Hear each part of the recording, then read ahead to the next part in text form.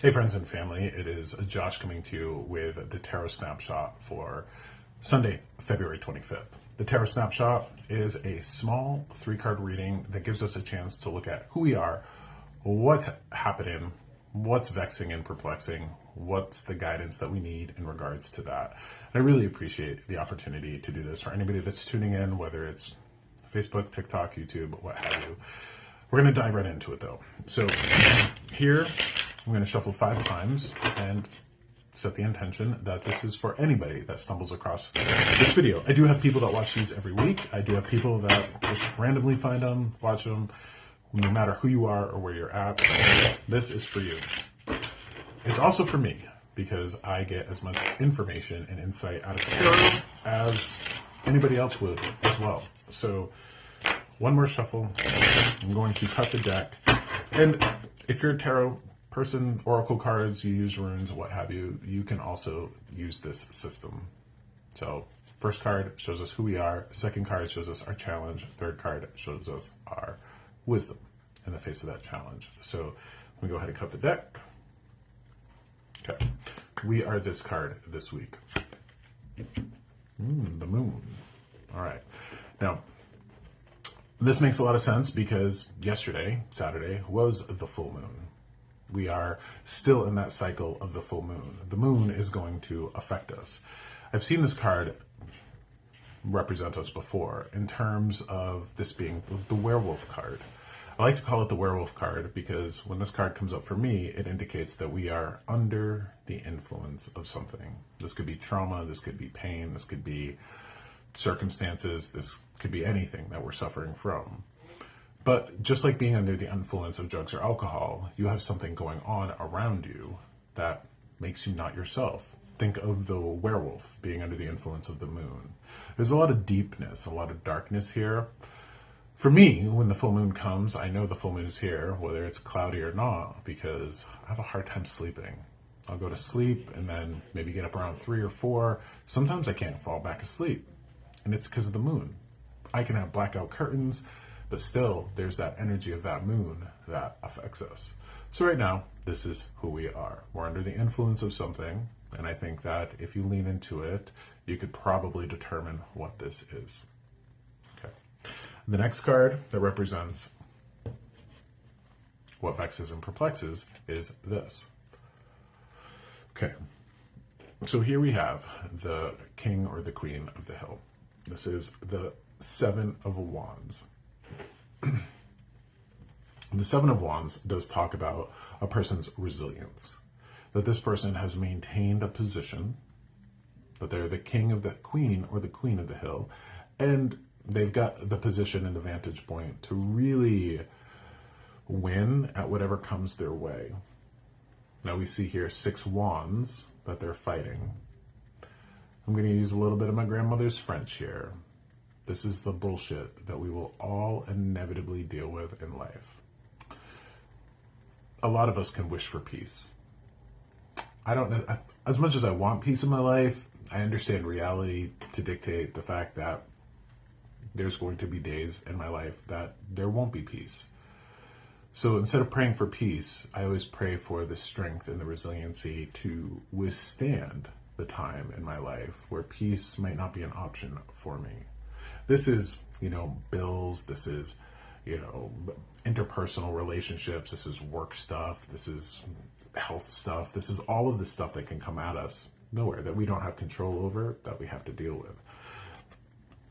Interesting, I was just talking about being under the influence of something. Imagine being under the influence of this stuff, that we are always interacting with things outside of our control that will cause us to feel and act a certain way that might not make sense.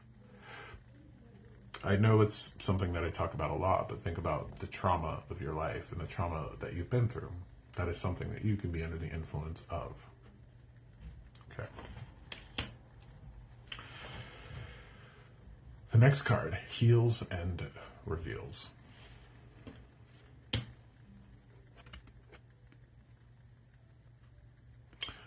The 10 of Swords.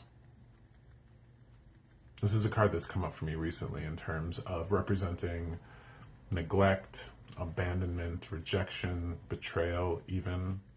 There is a sense of finality here, and I do see this as a card of betrayal. But how could this be the card that heals and reveals? It's interesting that we see these 7 wands. You know, they can come at us in this way the same way that swords can. Betrayal, rejection, neglect, abandonment, any of those awful things that we can experience in this world, ultimately they're not our fault. They're the fault of the people that wouldn't prioritize integrity or honor. They're also the result of random circumstance.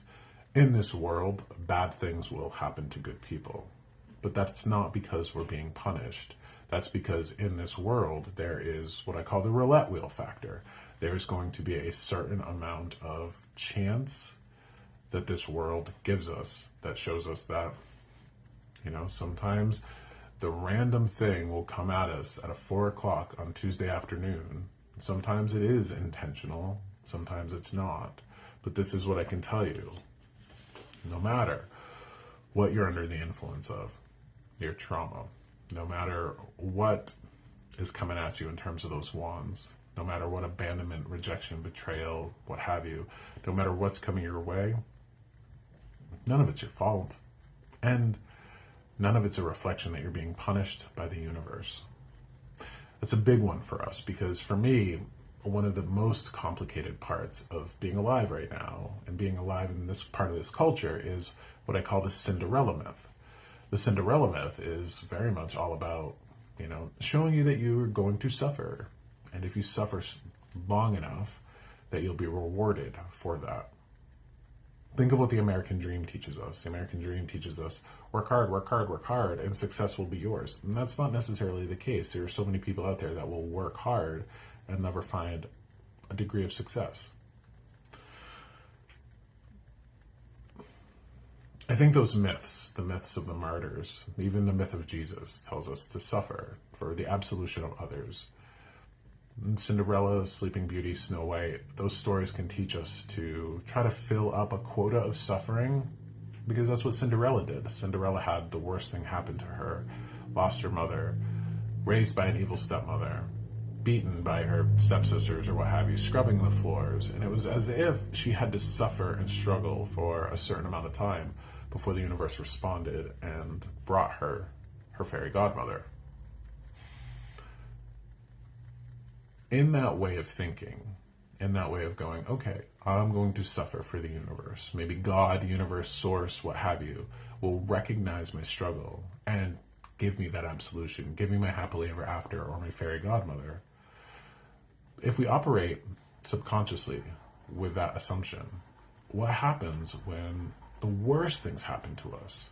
If we're rewarded for working hard, or we think we're rewarded for working hard, when we're the opposite of rewarded, that can cause us to believe that we've done something wrong, or we buy into some really unhelpful messages like, oh, maybe I'm paying for something in a past life, or everything happens for a reason. And that's not the case. You know, there's going to be all sorts of awful things that happen to us where they're just happening. There's no rhyme or reason or cause and effect. Make sure that you don't believe that you deserve the pain or suffering that's come your way, because that's nothing to do with you. It has everything to do with the humans that you're interacting with, the interpersonal relationships that you're maintaining, and again, the random sideswipe that happens at 4 o'clock on a Tuesday afternoon. So, with that being said, remember, the worst things that could ever happen to you and the everyday bullshit that's going to come your way, not your fault. And while it might be your problem, while it might be your responsibility to fix it, you didn't earn it, nor did you ask for it. And you certainly are not paying for something from a past life. Take care of yourself, be well, and make it a great week. Much love to you.